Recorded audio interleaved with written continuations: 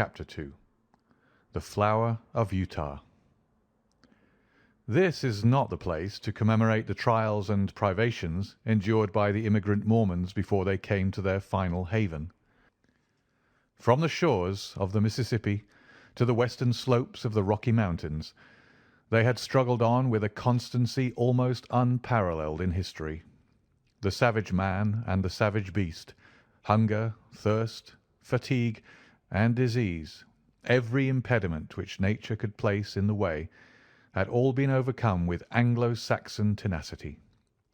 Yet the long journey and the accumulated terrors had shaken the hearts of the stoutest among them. There was not one who did not sink upon his knees in heartfelt prayer when they saw the broad valley of Utah, bathed in the sunlight beneath them, and learned from the lips of their leader that this was the promised land, and that these virgin acres were to be theirs for evermore. Young speedily proved himself to be a skilful administrator, as well as a resolute chief. Maps were drawn and charts prepared, in which the future city was sketched out. All around, farms were apportioned and allotted in proportion to the standing of each individual. The tradesman was put to his trade, and the artisan to his calling. In the town, streets and squares sprang up, as if by magic. In the country there was draining and hedging, planting and clearing, until the next summer saw the whole country golden with the wheat crop. Everything prospered in the strange settlement. Above all, the great temple which they had erected in the centre of the city grew ever taller and larger. From the first blush of dawn until the closing of the twilight, the clatter of the hammer and the rasp of the saw was never absent from the monument which the immigrants erected to him who had led them safe through many dangers. The two castaways, John Ferrier and the little girl who had shared his fortunes and had been adopted as his daughter, accompanied the Mormons to the end of their great pilgrimage. Little Lucy Ferrier was borne along pleasantly enough in Elder Stangerson's wagon, a retreat which she shared with the Mormon's 3 wives and with his son, a headstrong, forward boy of 12. Having rallied with the elasticity of childhood from the shock caused by her mother's death, she soon became a pet with the women, and reconciled herself to this new life in her moving, canvas-covered home. In the meantime, Ferrier, having recovered from his privations, distinguished himself as a useful guide and an indefatigable hunter.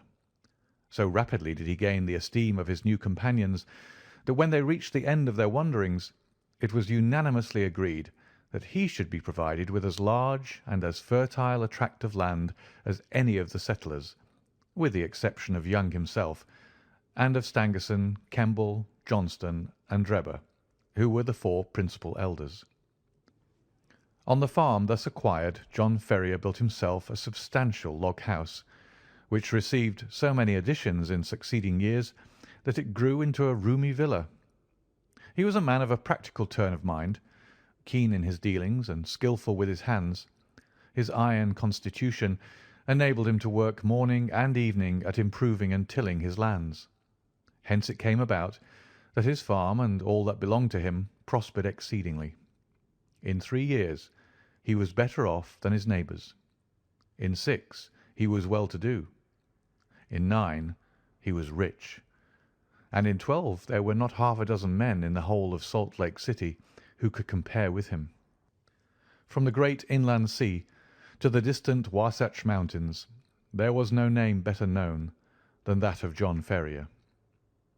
There was one way, and only one, in which he offended the susceptibilities of his co-religionists. No argument or persuasion could ever induce him to set up a female establishment after the manner of his companions. He never gave reasons for this persistent refusal, but contented himself by resolutely and inflexibly adhering to his determination.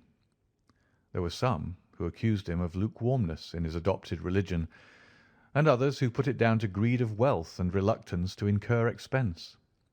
Others again spoke of some early love affair and of a fair-haired girl who had pined away on the shores of the Atlantic. Whatever the reason, Ferrier remained strictly celibate. In every other respect He conformed to the religion of the young settlement, and gained the name of being an orthodox and straight-walking man. Lucy Ferrier grew up within the log-house, and assisted her adopted father in all his undertakings. The keen air of the mountains and the balsamic odour of the pine trees took the place of nurse and mother to the young girl. As year succeeded to year, she grew taller and stronger, her cheek more ruddy, and her step more elastic. Many a wayfarer upon the high road which ran by Ferrier's farm felt long-forgotten thoughts revive in their mind as they watched her little girlish figure tripping through the wheat fields, or met her mounted upon her father's mustang and managing it with all the ease and grace of a true child of the West. So the bud blossomed into a flower, and the year which saw her father, the richest of the farmers, left her as fair a specimen of American girlhood as could be found in the whole Pacific slope. It was not the father, however, who first discovered that the child had developed into the woman. It seldom is in such cases. That mysterious change is too subtle and too gradual to be measured by dates. Least of all does the maiden herself know it until the tone of a voice or the touch of a hand sets her heart thrilling within her, and she learns with a mixture of pride and of fear that a new and a larger nature has awoken within her. There are few who cannot recall that day and remember the one little incident which heralded the dawn of a new life. In the case of Lucy Ferrier, the occasion was serious enough in itself, apart from its future influence on her destiny and that of many besides. It was a warm June morning, and the Latter-day Saints were as busy as the bees whose hive they have chosen for their emblem. In the fields and in the streets rose the same hum of human industry. Down the dusty high-roads defiled along streams of heavily laden mules, all heading to the west, for the gold fever had broken out in California, and the overland route lay through the city of the elect. There, too, were droves of sheep and bullocks coming in from the outlying pasture lands, and trains of tired immigrants, men and horses equally weary of their interminable journey. Through all this motley assemblage, threading her way with the skill of an accomplished rider, there galloped Lucy Ferrier, her fair face flushed with the exercise, and her long chestnut hair floating out behind her. She had a commission from her father in the city, and was dashing in as she had done many a time before, with all the fearlessness of youth, thinking only of her task and how it was to be performed. The travel-stained adventurers gazed after her in astonishment, and even the unemotional Indians, journeying in with their pelties, relaxed their accustomed stoicism as they marvelled at the beauty of the pale-faced maiden. She had reached the outskirts of the city when she found the road blocked by a great drove of cattle, driven by a half-dozen wild-looking herdsmen from the plains. In her impatience, she endeavoured to pass this obstacle by pushing her horse into what appeared to be a gap. Scarcely had she got fairly into it, however, before the beasts closed in behind her, and she found herself completely embedded in the moving stream of fierce-eyed, long-horned bullocks. Accustomed as she was to deal with cattle, she was not alarmed at her situation, but took advantage of every opportunity to urge her horse on in the hopes of pushing her way through the cavalcade. Unfortunately, the horns of one of the creatures, either by accident or design, came in violent contact with the flank of the mustang, and excited it to madness. In an instant it reared up upon its hind legs with a snort of rage, and pranced and tossed in a way that would have unseated any but a most skilful rider. The situation was full of peril. Every plunge of the excited horse brought it against the horns again and goaded it to fresh madness. It was all that the girl could do to keep herself in the saddle, yet a slip would mean a terrible death under the hoofs of the unwieldy and terrified animals. Unaccustomed to sudden emergencies, her head began to swim and her grip upon the bridle to relax. Choked by the rising cloud of dust and by the steam from the struggling creatures, she might have abandoned her efforts in despair, but for a kindly voice at her elbow, which assured her of assistance. At the same moment, A sinewy brown hand caught the frightened horse by the curb and, forcing a way through the drove, soon brought her to the outskirts. "You're not hurt, I hope, miss?" said her preserver respectfully. She looked up at his dark, fierce face and laughed saucily. "I'm awful frightened," she said naively. "Whoever would have thought that Poncho would have been so scared by a lot of cows?" "Thank God you keep your seat," the other said earnestly. He was a tall, savage-looking young fellow, mounted on a powerful roan horse, and clad in the rough dress of a hunter, with a long rifle slung over his shoulders. "I guess you are the daughter of John Ferrier," he remarked. "I saw you ride down from his house. When you see him, ask him if he remembers the Jefferson Hopes of St. Louis.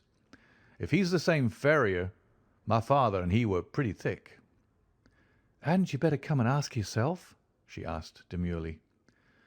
The young fellow seemed pleased at the suggestion, and his dark eyes sparkled with pleasure. "I'll do so," he said. "We've been in the mountains for 2 months, and are not over and above in visiting condition. He must take us as he finds us."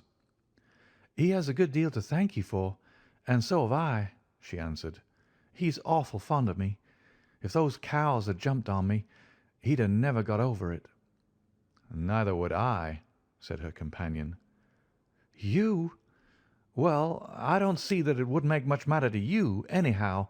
You ain't even a friend of ours." The young hunter's dark face grew so gloomy over this remark that Lucy Ferrier laughed aloud. "There, I didn't mean that," she said. "Of course you're a friend now. You must come and see us. And now I must push along, or father won't trust me with his business any more. Good-bye." "Good-bye," he answered, raising his broad sombrero and bending over her little hand. She wheeled her mustang round, gave it a cut with her riding-whip, and darted away down the broad road in a rolling cloud of dust. Young Jefferson Hope rode on with his companions, gloomy and taciturn. He and they had been among the Nevada mountains prospecting for silver, and were returning to Salt Lake City in the hope of raising capital enough to work some lodes which they had discovered. He had been as keen as any of them upon the business until this sudden incident had drawn his thoughts into another channel. The sight of the fair young girl, as frank and wholesome as the Sierra breezes, had stirred his volcanic, untamed heart to its very depths. When she had vanished from his sight, he realized that a crisis had come in his life, and that neither silver speculations nor any other questions could ever be of such importance to him as this new and all-absorbing one. The love which had sprung up in his heart was not the sudden, changeable fancy of a boy, but rather the wild, fierce passion of a man of strong will and imperious temper. He had been accustomed to succeed in all that he undertook. He swore in his heart that he would not fail in this if human effort and human perseverance could render him successful. He called on John Ferrier that night, and many times again, until his face was a familiar one at the farmhouse. John, cooped up in the valley and absorbed in his work, had had little chance of learning the news of the outside world during the last 12 years. All this Jefferson Hope was able to tell him, and in a style which interested Lucy as well as her father. He had been a pioneer in California, and could narrate many a strange tale of fortunes made and fortunes lost in those wild, halcyon days. He had been a scout, too, and a trapper, a silver explorer, and a ranchman. Wherever stirring adventures were to be had, Jefferson Hope had been there in search of them. He soon became a favourite with the old farmer, who spoke eloquently of his virtues. On such occasions Lucy was silent, but her blushing cheek and her bright, happy eyes showed only too clearly that her young heart was no longer her own. Her honest father may not have observed these symptoms, but they were assuredly not thrown away upon the man who had won her affections. It was a summer evening when he came galloping down the road and pulled up at the gate. She was at the doorway and came down to meet him. He threw the bridle over the fence and strode up the pathway. "I am off, Lucy," he said, taking her two hands in his. and gazing tenderly down into her face. "I won't ask you to come with me now, but will you be ready to come when I'm here again?" "And when will that be?" she asked, blushing and laughing. "A couple of months at the outside. I'll come and claim you then, my darling. There's no one who can stand between us." "And how about father?" she asked. "He has given his consent, provided we get these mines working all right. I have no fear on that head." "Oh, well, of course, if you and father have arranged it all, there's no more to be said," she whispered, with her cheek against his broad breast. "Thank God," he said, hoarsely, stooping and kissing her. "It is settled. The longer I stay, the harder it'll be to go. They're waiting for me at the canyon. Good-bye, my own darling. Good-bye. In 2 months you shall see me." He tore himself from her as he spoke, and, flinging himself upon his horse, galloped furiously away, never even looking around, as though afraid that his resolution might fail him if he took one glance at what he was leaving. She stood at the gate, gazing after him until he vanished from her sight.